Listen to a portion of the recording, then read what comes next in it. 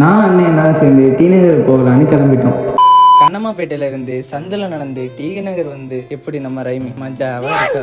உண்மையை சொல்ல போனா ஏசி காத்து வாங்க தான் வந்த இடத்துல என் எக்ஸ் கூட ஒரு செல்ஃபி எடுத்துக்கிட்டு இதுதான்ப்பா என் எக்ஸ். ஏசி காத்து வாங்கிட்டோம். ஏசில இருந்தனால மெரினா போலான்னு அடுத்த பிளான போட்டுட்டு உடனே கிளம்பிட்டோம். டி நகர்ல நிறைய சுத்தி பார்க்க இடம் இருக்கு. இன்னொரு நாள் கண்டிப்பா வரும். டெம்பர் மாத்தோம் எப்படியும் வந்துதான் ஆகணும். மெரினாக்கு போகலான்னு நினைச்சா டிராபிக்கா இருக்கு. டிராபிக் பஸ்ல என்னன்னா கூட்டமா இருக்கு. ஒரு வழியா ரீல்ஸ்ல பார்த்த பஸ்ஸை நேர்ல பார்த்துட்டேன்.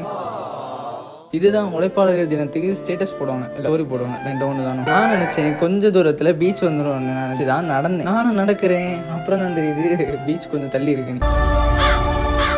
மூச்சோட்ட இருக்க டாக் மாதிரியே இருக்கு. அதை விட இதுதான் கியூட்டா இருக்கு. ஒரு வழியா பீச்சுக்கு வந்துட்டோம். கோமாதா ஜாலியா சுத்திட்டு இருக்காங்க.